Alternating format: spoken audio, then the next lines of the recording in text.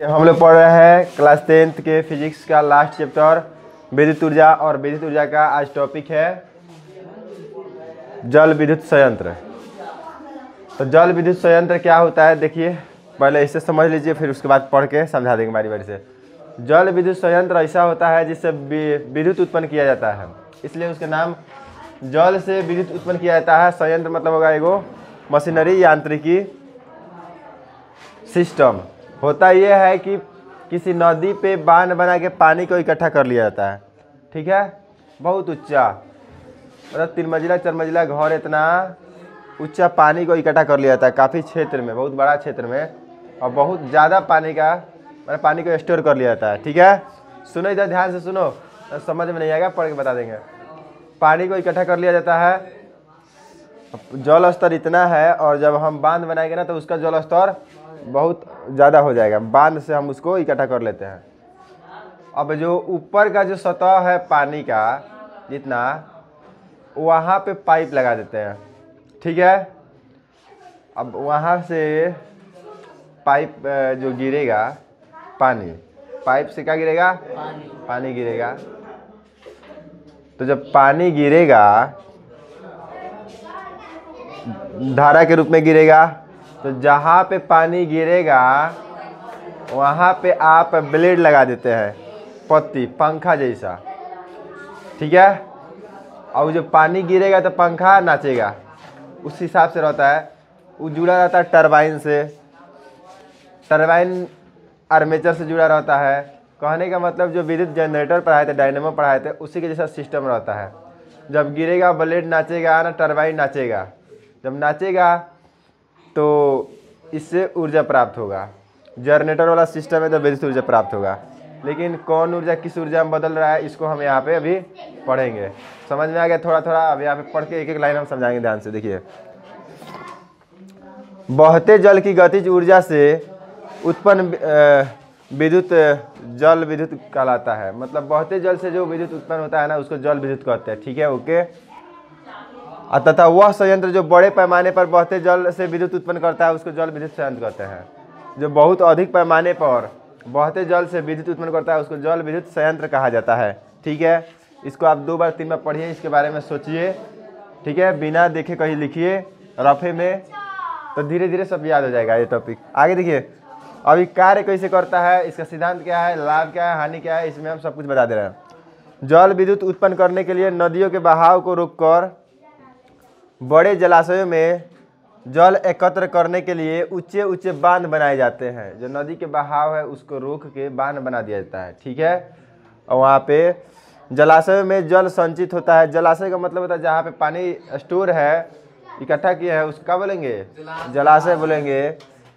बांध के ऊपरी करे भाई, बांध के मतलब ऊपर से पाइप द्वारा जल बांध के आधार के समीप स्थापित टरबाइन पर ब्लेड पर मुक्त रूप से गिराया जाता है। कहने का मतलब ये है ना, ऊपर से पाइप जोड़ देते हैं और उस पर से पानी गिरेगा नीचे, और नीचे ब्लेड के टरबाइन से जोड़ दिया जाता है, जिससे टरबाइन का ब्लेड घूमने लगता है। जब पानी गिरेगा तो वो क्या हो जाएगा, घूमने लगता है। टरबाइन की धुरी जनित्र के आर्मेचर से जुड़ा रहता है, और उसका एक धुरी होता है ना जो बीच में नाचने वाला, उसको धुरी बोलते हैं, एक्सल बोलते हैं। वो जनरेटर से जुड़ा रहता है। जनरेटर में भी होता है, नाचता है तो विद्युत उत्पन्न करता है, यांत्रिक ऊर्जा विद्युत ऊर्जा बदलता है, सेम वही सिस्टम है। अब जुड़ा रहता है, तो लगातार आर्मेचर के घूमने से यांत्रिक ऊर्जा विद्युत ऊर्जा में बदल जाता है। तो विद्युत उत्पन्न होता है, फिर आसपास के इलाके में उसको भेज दिया जाता है पोल के माध्यम से। हो गया। अब इसका सिद्धांत देखते हैं, कौन सी ऊर्जा किस ऊर्जा में बदल रहा है। जल विद्युत उत्पत्ति का सिद्धांत है।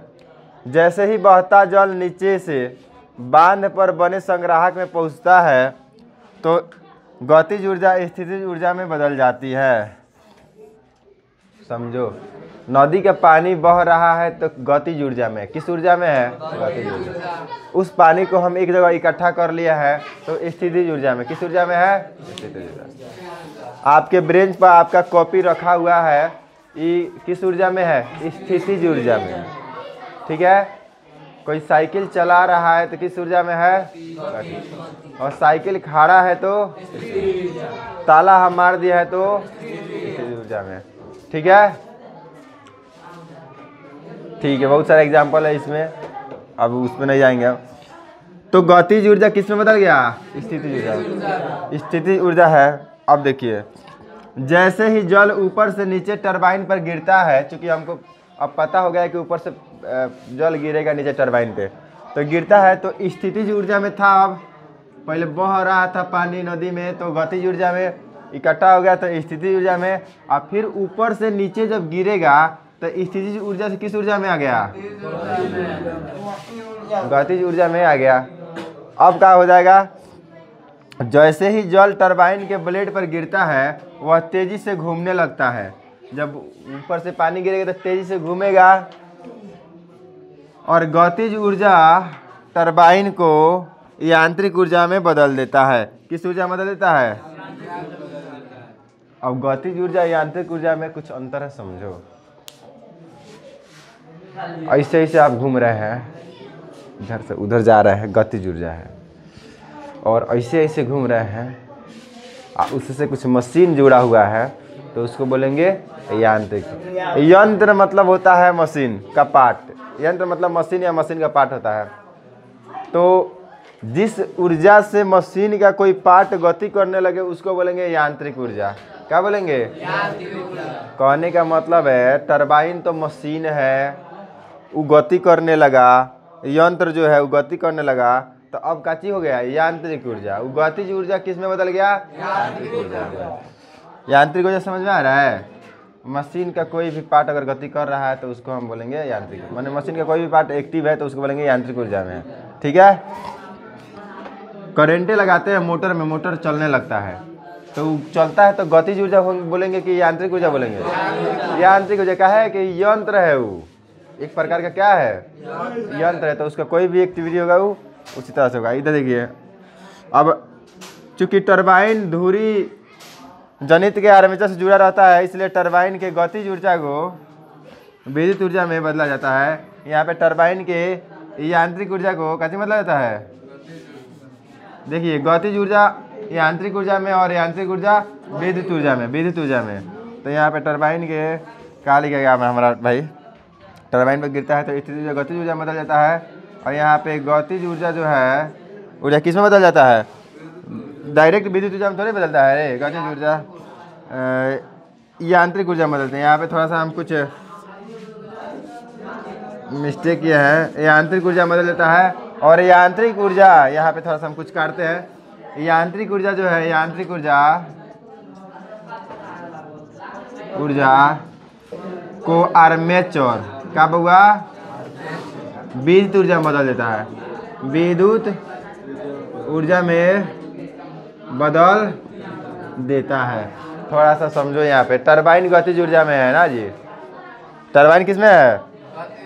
गतिज ऊर्जा में है। यहाँ पे आर्मेचर से जुड़ा रहता है, इसलिए टरबाइन। यहाँ पे कुछ मिस्टेक किया है क्या जी? चूँकि टरबाइन की धुरी जनित्र के आर्मेचर से जुड़ा रहता है, ठीक है, वो तो पता है। टरबाइन की गतिज ऊर्जा यांत्रिक ऊर्जा में बदल जाता है, और इसे जल विद्युत ऊर्जा कहते हैं, इसको हटा देते हैं। यांत्रिक ऊर्जा को आर्मेचर विद्युत ऊर्जा में बदल देता है। ठीक है।